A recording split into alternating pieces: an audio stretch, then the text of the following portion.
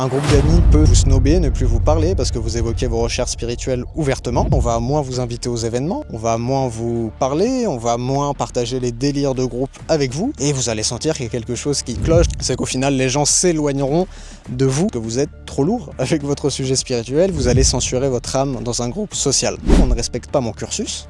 Je m'en vais, je m'isole, je reste dans mon coin. En fait, depuis ma recherche spirituelle, j'ai perdu des amis et je suis tout seul maintenant. Depuis que je parle de ça aux gens, on me regarde plus de la même manière et les gens me répondent pas et s'éloignent de moi ensuite. Avant, on vous passait au bûcher, mais maintenant on vous snob juste, on dit non mais parle plus avec lui. Et peut-être, si c'était pas la bonne voie, est-ce que je dois abandonner, lâcher? On te juge pour ta spiritualité, tu n'es pas seul. Eh bien bonjour à tous, c'est Alia sur la chaîne des aspirants. On se retrouve aujourd'hui pour notre première vidéo en extérieur qui va traiter de la solitude spirituelle liée au jugement que peut éprouver le monde extérieur et proche à nous. Alors on va bien faire la distinction, je pense qu'il faut faire une distinction générationnelle au niveau du jugement vis-à-vis de la spiritualité. Je dirais qu'il y a deux types, surtout en francophonie. Il y a ma génération, donc les 18-25 ans, et cette génération-là, on ne sera pas sur un jugement vraiment méchant. Si vous voulez, on va vous dire « Oh, mais qu'est-ce que tu racontes toi ?» Mais je trouve que les jeunes actuellement sont beaucoup plus ouverts d'esprit sur le sentier spirituel, il y en a de plus en plus. Et donc, si vous voulez voir quelqu'un dans ces choses-là, n'est pas extrêmement rare, ce n'est pas un extraterrestre comme c'est le cas pour les générations qui ont maintenant 30, 40, 50, 60 ans, voire plus. Là, on va être dans une appréhension différente du jugement qu'on peut recevoir d'autrui avec ces générations-là. Vous allez exposer votre cursus spirituel, vos questionnements profonds, et on va vous répondre « Ouais, qu'est-ce que tu racontes n'importe quoi, ça va pas, et moi aussi j'ai vu la Vierge. » Ce genre de réflexion super sympathique. Et qu'est-ce que ça va créer? Cela, dans le pire des cas, ça peut vous créer une réelle exclusion sociale, ça existe. Un groupe d'amis peut vous snober, ne plus vous parler parce que vous évoquez vos recherches spirituelles ouvertement. Ou bien ça peut être de manière moins subtile, on va moins vous inviter aux événements, on va moins vous parler, on va moins partager les délires de groupe avec vous. Et vous allez sentir qu'il y a quelque chose qui cloche depuis, entre guillemets, la révélation de votre parcours spirituel une fois que vous l'avez partagé. Et ça a plusieurs conséquences déjà. La première que je trouve la pire dans le sens, celle qui me fait le plus de peine quand je vois ça, c'est l'autocensure spirituelle. C'est une double peine en réalité, parce que vous avez la première peine qui est l'exclusion du groupe en elle-même, qu'elle soit visible ou plus subtile, et la double peine vient de l'autocensure, c'est-à-dire que vous allez réprimer votre parole, votre voix, et comme on touche à la spiritualité, vous donnez pas votre avis sur le dernier match de foot, c'est sur des questions essentielles de la vie, vous allez censurer votre âme dans un groupe social. Alors attention, on verra ensuite qu'il y a différentes attitudes à adopter, parce qu'il n'y a pas que les personnes qui s'autocensurent. Nous avons aussi les grands, on peut appeler ça, oui, les grands propagandistes spirituels, ça dépend des profils. Vous avez des personnes qui comptent leur éveil spirituel, leur parcours. On leur répond « Oh, mais qu'est-ce que tu dis, tu racontes n'importe quoi ?» Et là, la personne aura dû répondre. Elle va pas se dire « Bon, ça sert à rien ». Non, elle va répondre de manière très vive et ça peut monter très vite en tension. Et ça aussi, c'est un autre défaut, un défaut d'un autre type que celui de l'autocensure.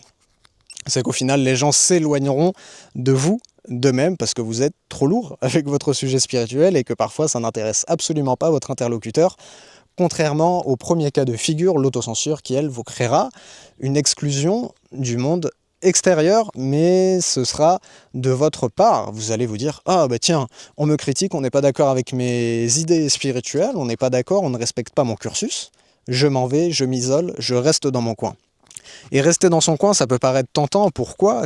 C'est quand on voit en réalité les effets de cette quête intérieure, quand on change de taux vibratoire, qu'on élargit notre conscience au fil du cursus, on sent clairement qu'il y a, entre guillemets, un monde d'écart avec la manière dont on perçoit la vie et la manière dont notre monde proche, ou notre monde moins proche, comme les collègues de travail, les partenaires, les associés, on sent qu'il y a vraiment un grand écart qui se creuse dans l'appréhension de la vie et on peut être tenté de s'éloigner de ces personnes, du moins passer moins de temps avec. Et généralement, quand on vit ce jugement, cet isolement, que ce soit de l'autocensure ou les autres qui s'en vont à cause de notre lourdeur dans nos propos, on peut avoir la tentation de se dire « Ah, en fait, depuis ma recherche spirituelle, j'ai perdu des amis et je suis tout seul maintenant. Oh, depuis que je parle de ça aux gens, on me regarde plus de la même manière et les gens me répondent pas et s'éloignent de moi ensuite. » Voici les effets au sens social que ça m'amène. Surtout quand on est au début du cursus et qu'on ne voit pas de réel changement tangible dans sa vie. On se dit, en fait, je suis en recherche, mais j'ai que des effets négatifs dans le monde réel. J'ai perdu des amis, des gens avec qui je m'entendais bien. On me regarde plus de la même manière, donc qu'est-ce que je fais? Et peut-être, si c'était pas la bonne voie, est-ce que je dois abandonner, lâcher? Et ça, c'est une des grandes épreuves qui va se positionner sur le chemin de chaque aspirant spirituel dès qu'il évolue et qui fait face à ce souci de la solitude et de l'exclusion du jugement vis-à-vis de sa spiritualité, c'est de lâcher le manche, de se dire en fait, peut-être que ça sert à rien, ça m'apporte du mauvais actuellement. Et naturellement, vous l'imaginez que lâcher n'est pas la solution. Et oui, l'exclusion sociale, d'autant plus dans une ère, une francophonie, où beaucoup de personnes sont athées, c'est très tentant de lâcher le manche, mais en réalité c'est juste une épreuve de votre âme, une barrière de notre temps, si on peut appeler ça comme ça. Dès que vous arrivez avec des idées non conventionnelles, vous êtes exclu. C'est la base malheureusement de la psychologie humaine dans le groupe social. Vous pensez différemment, on vous met sur le côté, vous affirmez vivement vos idées divergentes avant, on vous passait au bûcher, mais maintenant on vous snob juste, on dit non mais parle plus avec lui, c'est un dingue. Et après avoir énuméré tout ça, maintenant il faut se poser la question de l'après. Que faisons-nous une fois qu'on est dos au mur face à notre isolement spirituel? Qu'est-ce qu'il faut faire? Alors, je conseillerais déjà de changer de l'appréhension au niveau de la solitude, déjà ne plus le vivre comme un isolement, garder un lien social. Bien évidemment, il y a des personnes avec qui au fur et à mesure de votre éveil, vous ne pouvez plus parler parce que vous ne vous entendez plus sur les mêmes sujets. On pourrait appeler ça des choses futiles, même s'il faut toujours garder une part de simplicité. Un être spirituel reste simple et a de l'humour, rigole pour des bêtises. Il faut le savoir, pas tout le temps, mais il sait être posé, calme et apprécier juste la vie, les blagues connes des fois, faut le dire. Mais il y a des personnes, oui, ça va être lourd. Vous pouvez plus passer autant de temps à parler, à refaire le monde en parlant de conneries, en parlant du dernier match de foot, en parlant du dernier fait divers sur Snapchat ou TikTok. Oui, au bout d'un moment, vous pouvez plus rester avec ces personnes-là pendant 3-4 heures d'affilée. Naturellement, pour votre bien-être mental, vous réduisez les temps passés avec eux, mais si vous avez des réelles amitiés, des vrais liens d'âme avec ces personnes-là, il ne faut pas les écarter de votre route. Gardez ces moments simples, ces moments chaleureux, parce que c'est aussi là où l'âme se réchauffe, c'est dans les moments simples. Votre âme n'est pas seulement en extase durant une méditation super profonde ou durant un stage je ne sais où vous prenez de l'ayahuasca. Non, votre âme est aussi pleine quand vous allez juste rejoindre des amis dans un bar, que vous regardez un match de foot et que vous parlez tranquillement durant la soirée et que vous rentrez chez vous avec un grand sourire. Pourquoi? Parce que votre âme rayonne, vous avez passé un moment social avec des gens que vous adorez et ce moment reste gravé dans votre mémoire. C'est aussi ça, les moments d'âme. Donc ne pas exclure d'office les gens qu'on estime non spirituels, non alignés, mais plutôt recalibrer vos fréquentations en termes de fréquence, on va dire, en termes de fréquence à laquelle vous les voyez. Oui, vous pouvez plus supporter les mêmes discussions entre guillemets futiles aussi longtemps qu'avant. Oui, il y a un recadrage à faire à ce niveau-là. Et ce recadrage va créer nécessairement du temps seul, de la solitude. Et là, quand on est face à cette solitude, c'est là que vient le changement d'appréhension. Là, la solitude ne doit plus être vue comme une épreuve, comme un labeur. Oh non, je suis tout seul, personne ne me comprend. Non, je suis tout seul, je me recharge et je me pose les bonnes questions parce que c'est dans le silence que viennent les questionnements et ensuite les réponses de l'âme. On prend les temps d'isolement comme des lieux de ressourcement, de rechargement et de réflexion. Et si malheureusement vous êtes dans un cas de figure où vous subissez une réelle exclusion, on va pas dire totale, c'est un grand mot, mais une exclusion quasi totale au niveau social à cause de votre cursus spirituel et du jugement qu'on porte à cela, il vient le temps de créer de nouveaux liens, et on est dans l'ère du Verseau. L'ère du Verseau, c'est-à-dire le numérique, les réseaux sociaux, vous pouvez rejoindre des groupes spirituels. Bon, très honnêtement, la plupart du temps, c'est cucu-pampan, les discussions, etc. Mais le destin fera que vous allez rencontrer des personnes très brillantes, très aussi riches que vous en spirituel, et vous pourrez discuter et nouer des nouveaux liens grâce à cette ère du Verseau et la technologie qu'elle nous apporte.